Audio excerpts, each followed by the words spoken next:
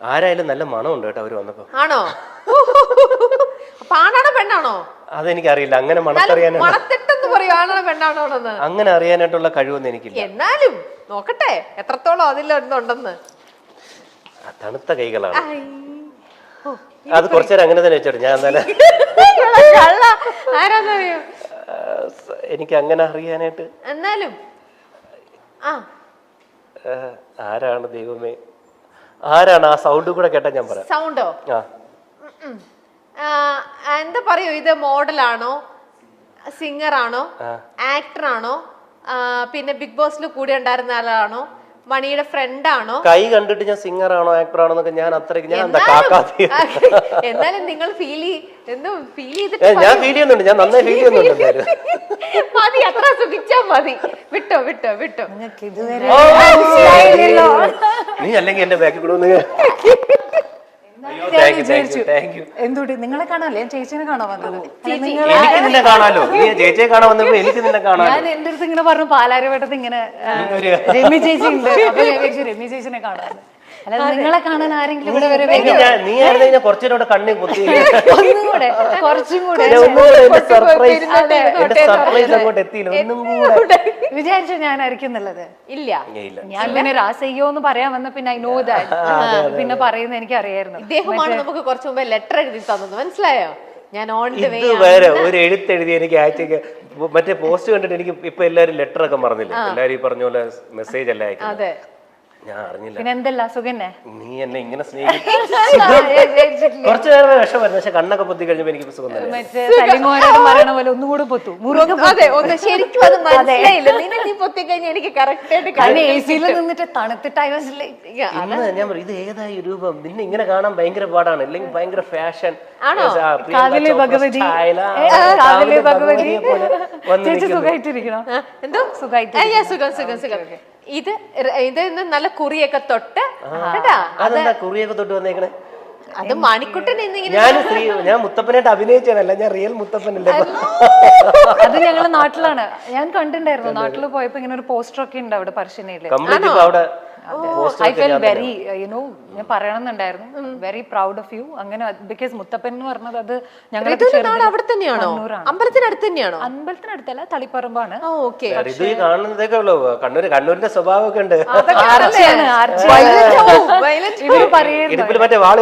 അതെ, എടുക്കേണ്ട സമയത്ത് എടുക്കണ്ടേ. അപ്പൊ സൂക്ഷിച്ചോ മോനെ ദിനേശ. എന്നല്ലേ ഋതുവിന് എന്തൊക്കെ അറിയാം നമ്മുടെ മണിക്കുട്ടനെ കുറിച്ചുള്ള രഹസ്യങ്ങൾ വല്ലതും അറിയാമോ? പരസ്യമാക്കോ? അതൊക്കെ പരസ്യമാക്കിയിട്ടുണ്ടെങ്കിൽ I don't think so my stone മേക്കേഴ്സിന് താങ്ങാൻ ഞങ്ങൾക്ക് താങ്ങാൻ പറ്റുന്ന ലെവലിലുള്ളത് പറഞ്ഞാൽ, അല്ലെങ്കിൽ ഈ ഒരു എപ്പിസോഡ് പോലും അപ്പുറത്തേക്കാണ്. കാരണം ഇനി ഫസ്റ്റ് ആണ് എനിക്ക് തോന്നുന്നത് ഇങ്ങനെ ഒരു കോൺവെർസേഷൻ. ഞാനാണെങ്കിലും ഭയങ്കര നെർവസ് ആയിട്ടും കുറച്ച് ഫോർമൽ ആയിട്ടും ഒക്കെ നിങ്ങൾ ഇരിക്കാൻ പോണത് അല്ലേ? അപ്പൊ ആൾക്കാർ ഇരിക്കുന്നത് ഇതിങ്ങനെ ഒന്നും അല്ലടാ, അല്ലെങ്കിൽ നിങ്ങൾ തമ്മിലുള്ള പറഞ്ഞാൽ എടാ വാടാ പോടാ സ്റ്റൈൽ അല്ലേ? ഞാൻ പറയില്ലേ, ഇവരൊക്കെ ഈ പറയുന്ന ആ ഫ്രണ്ട്ഷിപ്പ് മെയിൻറ്റെയിൻ ചെയ്യുന്നുണ്ട്. ഞാനാണ് പല സമയത്ത് വിട്ടുപോകുന്നത്.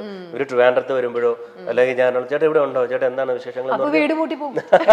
എന്റെ അടുത്ത് പറയും നീ നേരത്തെ പറയണം കേട്ടോ, വീട് പൂട്ടി പോകാൻ അല്ലാണ്ട് എന്നിട്ട് പറയും ഇന്നലെ വരെ ഞാൻ വിട്ടിട്ടുണ്ട്, ഇന്നിപ്പോ ഞാനും അമ്മയും കൂടെ കുഞ്ഞമ്മേന്റെ വീട്ടിൽ പോയി.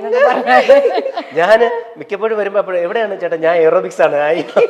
ഭയങ്കര ബിസി. ഓ മൈ ഗോഡ്, ഇത് എന്തത്, ഇത് വെറുതെ പറയണതാണോ അതോ അതെനിക്ക് നിങ്ങളാണോ? ഞാൻ ചിലപ്പോ ആ സമയത്തല്ലേ ഭയങ്കര ഡള്ളായിട്ടിരിക്കും. അപ്പൊ വന്ന് കണ്ട ഇതേപോലെ ഇവളെപ്പോഴും വല്ല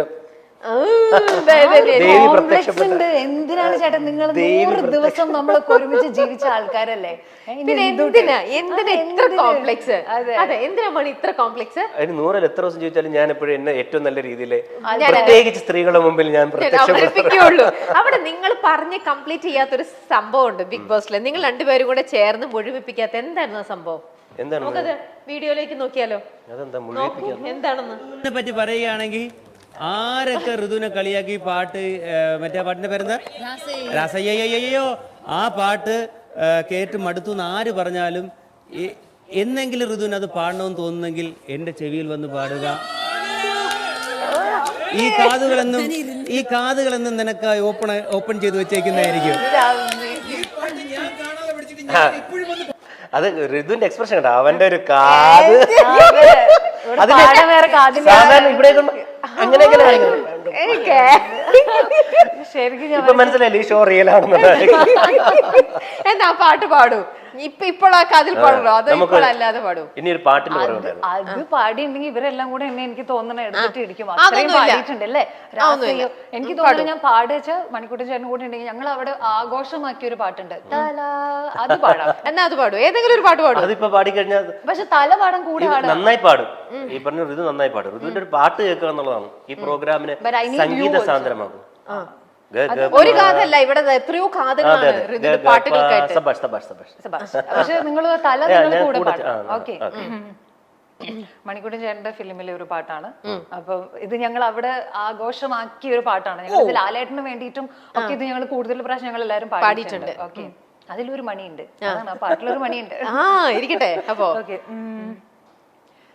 നൊമ്പരം കളയും നാളം നീ, സ്നേഹമണിനാദം നീ, ജീവിതം വെറുതെ വാടുമ്പോൾ കുമ്പിളിൽ നിറനിറയെ നീ തുള്ളിത്തുള്ളും മധുവല്ലേ, നീയുള്ളിനുള്ളിൽ നാനവല്ലേ, നീ തീരത്തുള്ള തണലല്ലേ, എരിന്റെ തിരിയേ നല്ലിടയനു നീ.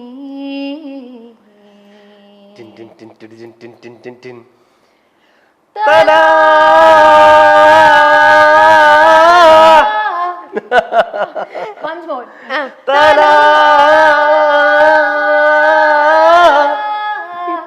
അടിത്തടകൾ പഠിച്ചവനല്ല വീരനുമല്ല, കൊടുമുടികൾ കടന്നവനല്ല കേമനുമല്ല. ഇത് നന്നായി പാടും. ഋതു മൾട്ടി ടാലന്റഡ് ആണ്. ഞാൻ പറയട്ടെ, ഋതു ഇത്രയും കറക്റ്റ് ആയിട്ട് അല്ലെങ്കിൽ ദിവസം ഡെയിലി റൊട്ടീനായിട്ട് ജിമ്മിൽ പോകുന്ന വേറെ ആർട്ടിസ്റ്റിനെ ഞാൻ കണ്ടിട്ടില്ല. അവര് ഞാനൊന്നും ഒന്നും അല്ലെന്നേ. സാരി ഉടുത്തോണ്ട് പോവുക, ലുങ്കി ഉടുത്തോണ്ട് പോവുക, ചട്ട എടുത്തോണ്ട് ഒരു ദിവസം ചട്ടയും കൊണ്ടുപോയി ആൾക്കാർ ചലഞ്ച് ചെയ്യാൻ പറഞ്ഞിട്ടുണ്ട്. ഇനിയിപ്പോ മുല്ലപ്പൂ ഇട്ട് പട്ടുസാരി കൊടുത്തിട്ട് സ്വിമ്മിംഗ് പൂളിൽ ചാടുവോന്നൊക്കെ. അതെന്താന്നറിയാം ചേട്ടാ, ഞാൻ വിചാരിച്ചു നമ്മളിപ്പോ എന്റെ നാട്ടിലൊക്കെ കുറെ അമ്മമ്മമാരെ ഞാൻ കണ്ടിട്ടുണ്ട്. അവര് സാരി മാത്രമേ ഉടുക്കുള്ളൂ, സൽവാറിലേക്ക് വന്നിട്ടില്ല. എന്നാ പോലും അവർക്ക് ആ ഒരു വർക്കൗട്ട് അല്ലെങ്കിൽ നടക്കാനൊക്കെ ഇഷ്ടം. അപ്പൊ ചിലവരിങ്ങനെ പറയും, നമുക്ക് ഈ ഒരു ക്ലോത്തിൽ മാത്രമേ പറ്റുള്ളൂ. So I want to like break that point അല്ലേ, നമുക്ക് ഇങ്ങനെയും ചെയ്യാം. പക്ഷെ അത് ഭയങ്കര അങ്ങനെ എന്ത് ചാലഞ്ചിങ് ആയിട്ട് ഇനി അടുത്ത നെക്സ്റ്റ് എന്താ ചെയ്യാൻ പോണേ? ബുക്ക് എഴുതും. ഞാൻ മറ്റേ മാർഷൽ ആർട്സ് ചെയ്യും. അങ്ങനെ അത് കഴിഞ്ഞിട്ട് നിങ്ങൾ ബ്രോൺസ് മെഡൽ വാങ്ങിച്ചിട്ട് സൂക്ഷിച്ച് വേണം പെരുമാറാൻ.